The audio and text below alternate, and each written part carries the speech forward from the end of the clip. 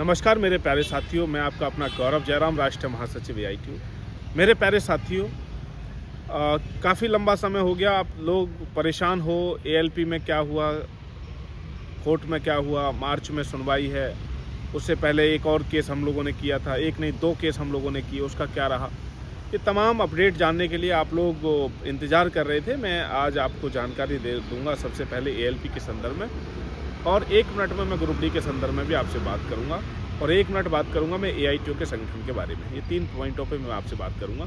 पहला पॉइंट है कि ALP के लिए देखिए मेरे प्यारे साथियों, ALP की कैट में जैसा कि आप लोगों को मालूम है कि 3 मार्च आई थिंक उसमें डेट है, 3 मार्च को कैट में, दिल्ली कैट में सुनवाई होनी है।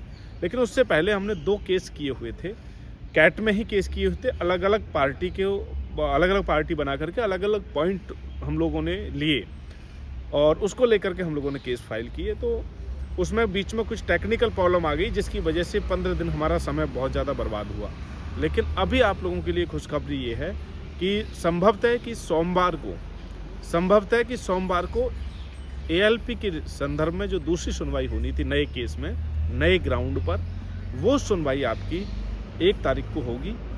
1 फरवरी को वो सुनवाई होने की संभावना है। अब आप लोग परेशान ना हो, बिल्कुल भी जो भी अपडेट होगी मैं आपको अपडेट वीडियो बना करके दे दूंगा, क्योंकि आपके हज़ारों फ़ोन कॉल मैसेज का जवाब दे पाना मेरे लिए संभव नहीं होता है।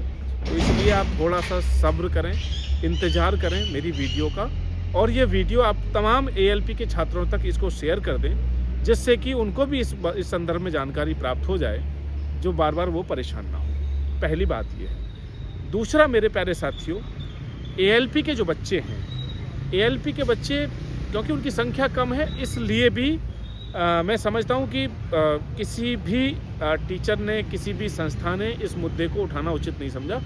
जबकि इसके अंदर में जो पॉइंट दिए थे, जो स्कैम इसके अंदर में शो हो रहा है रेलवे की तरफ से, वो बहुत गंभीर सवाल हैं, जिनका जवाब मुझे लगता है कि देश के बड़े बड़े टीचरों को पूछना चाहिए। अपने प्लेटफॉर्म के माध्यम से सरकार से पूछना चाहिए, रेलवे से पूछना चाहिए, रेलवे के अधिकारियों से पूछना चाहिए कि आखिर इतना बड़ा स्कैम आपने कैसे कर लिया।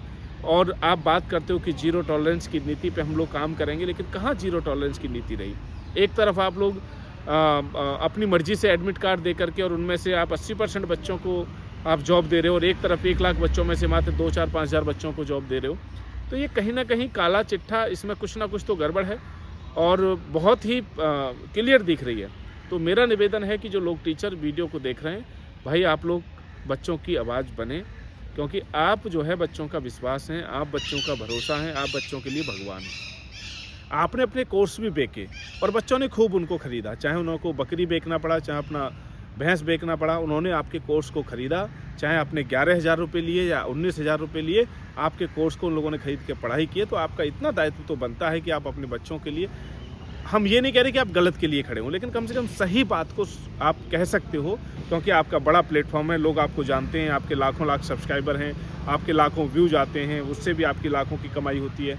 तो आप इस मुद्दे को भी ज़रूर इसमें इन्वॉल्व हो, मैं ये तमाम हिंदुस्तान के टीचरों से निवेदन करना चाहता हूँ। दूसरी बात मेरे प्यारे साथियों, मैं AITU के लिए आपसे इतना कहना चाहता हूँ कि AITU आप लोगों का समूह है, आप लोगों ने मिलकर के इसको बनाया है। आप लोगों का एक ये परिवार है, जिसमें केवल ITI के ही बच्चे नहीं, बल्कि इसमें हम लोग टेक्निकल से जुड़े हुए किसी भी स्टूडेंट हो या काम करने वाला व्यक्ति हो, उसके लिए हम लोग उसकी हेल्प करने का काम करते हैं। आपने देखा गलगोटिया के 2nd ईयर के BTech के छात्र की जिस प्रकार से सिस्टम ने हत्या कर दी, उसको मजबूर कर दिया सुसाइड करने को लेकर के, उसकी आवाज़ उठाने का भी काम हमारे AITU के संगठन के माध्यम से किया गया, और हम लोग लगातार प्रयास कर रहे हैं कि उस बच्चे को न्याय मिलना चाहिए। तो कॉलेजों के अंदर में इस प्रकार का जो सिस्टम है कि जहां बच्चों को रोज़ अपमानित, उनका शोषण होता है, उनके खिलाफ भी हम लोग, वो बच्चा BTech का था, ITI का नहीं था, ठीक है, लेकिन हम लोग क्योंकि वो टेक्निकल से जुड़ा हुआ है, इसलिए हमारे संगठन का मिशन है तमाम टेक्निकल के लोगों को हम लोग जोड़ करके उनकी आवाज़ को बुलंद करना हमारा मात्र लक्ष्य है। उनके साथ में न्याय हो, ये हमारा लक्ष्य है। इसलिए मैं आप सबसे निवेदन कर रहा हूँ कि आप लोग इस संगठन के, आप जॉब कर रहे हैं या नहीं कर रहे हैं, तैयारी कर रहे हैं, तब भी आप इस संगठन में पदाधिकारी बन सकते हैं, इस संगठन को आगे लेके चल सकते हैं। इस संगठन से और जो देश के अंदर में समस्याएं चल रही हैं, कॉलेजों के अंदर में हमने ये पाया कि बहुत सारी समस्याएं चल रही हैं, ठीक है, लेकिन वो हमारे तक नहीं पहुंच पाती है। कारण उसका है क्योंकि वहाँ नेटवर्क हमारा नहीं है, वहाँ प्लेटफॉर्म नहीं है। तो मैं निवेदन ये कर रहा हूँ कि आप जिस भी स्तर पे आप लोग पढ़ाई करते हैं या तैयारी कर रहे हैं, जॉब कर रहे हैं, आप संगठन के साथ जुड़ करके कम से कम अपने भाइयों के लिए आप जो है जिनका शोषण होता है, कम से कम उनके लिए आप लोग आवाज़ बन सकते हैं। गौरव जयराम अकेला आवाज़ बनेगा आपका, इसका इंतजार आप नहीं मत कीजिएगा। आप स्वयं AITO का मेंबर बन के, आप स्वयं AITO के पदाधिकारी बन के गौरव जयराम की बराबर ताकत रखते हैं, पावर रख सकते हैं, आप बोल सकते हैं, आप सही मुद्दों पर बात रख सकते हैं। कहीं शोषण हो रहा है, गलत हो रहा है, उसके खिलाफ आप आवाज़ उठा सकते हैं। इसलिए मेरा निवेदन है कि आप सब लोगों को AITO के साथ में जुड़ना चाहिए और जुड़ने की प्रक्रिया पूरी की पूरी हम लोगों के पास में है। वेबसाइट पे जाके आप रजिस्ट्रेशन कर सकते हैं, व्हाट्सअप के ग्रुपों पे आप जुड़ सकते हैं, सोशल मीडिया का पेज है आप उस पर जुड़ सकते हैं, टेलीग्राम पे हमारा ITI फाइटर का जो ग्रुप है उस पे आप लोग जुड़ सकते हैं और वहाँ से जुड़ करके आप लोगों की बात हम तक पहुँचा सकते हैं। तीसरा जो पॉइंट है ग्रुप डी के बारे में, ग्रुप डी के लिए मेरे प्यारे साथियों, सुप्रीम कोर्ट ने 2 मिनट नहीं सुना केस को और वहाँ डिसमिस कर दिया, आप सब लोगों को मालूम है। अब आप लोग सवाल कर रहे हैं कि उसके बाद में क्या AITO का स्टैंड है, AITO क्या उस पर कर रहा है। देखिए, हम लोग जो पॉलिसी बनाई गई है, ठीक है, हम लोग अभी तक जो अलग अलग चैलेंज हम लोगों ने किए थे, ठीक है, पहले पॉलिसी को किया, नोटिफिकेशन को किया, अभी हम लोग फिर से हमारे एडवोकेट आशीष जी जो है इस पूरे के पूरे केस में लगे हुए हैं, वो पूरा का पूरा केस देख रहे हैं और बारीकी से हम लोग प्रयास कर रहे हैं कि कम से कम टेक्निकल पोस्टों पे जो है ITI के बच्चों को मौका मिल जाए। और इतना ही नहीं, इसके साथ साथ हम लोगों का अब आगे प्रयास है कि आने वाली भर्ती के लिए हम लोग कोर्ट में हम लोग जा रहे हैं और हम लोग प्रयास कर रहे हैं कि आने वाली जो भर्ती है उस भर्ती में कम से कम टेक्निकल पोस्टों पे ITI को लागू कर दिया जाए।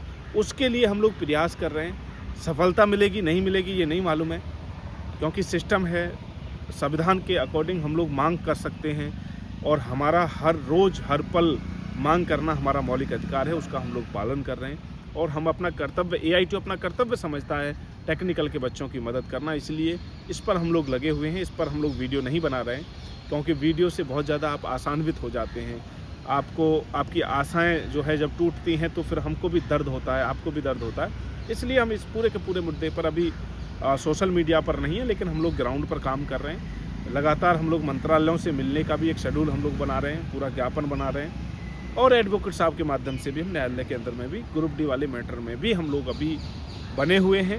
हम कहीं नहीं गए हैं, लेकिन संगठन कभी कहीं नहीं जाता है। विचार है संगठन एक, वो कभी नहीं मरता, ना कभी थकता है, ना कभी बैठता है, ठीक है। उसका काम होता है कि निरंतर ऊपर बढ़ना, कामयाबी मिले ना मिले वो अलग की बात है, लेकिन संघर्ष करना ये संगठन का प्रथम काम होता है। उसको हम लोग करने का पूरा प्रयास कर रहे हैं। बहुत बहुत शुक्रिया मेरे प्यारे साथियों, मैंने 3 पॉइंटों पर आप लोगों से बात किया। आशा करता हूँ, उम्मीद करता हूँ कि आपको वीडियो अच्छा लगेगा और आपके हितों को कहीं ना कहीं इन तीनों बिंदुओं में आप अगर देखेंगे तो आपके हित इन बिंदुओं के अंदर में है। और तो लिहाजा आप जो है इस वीडियो के साथ जुड़ेंगे और अपने सभी साथियों को वीडियो को शेयर कर दें, ठीक है, जिससे कि वो लोग उन लोगों के पास भी लगातार जो है सूचना पहुँचती रहे। बहुत बहुत शुक्रिया, थैंक यू।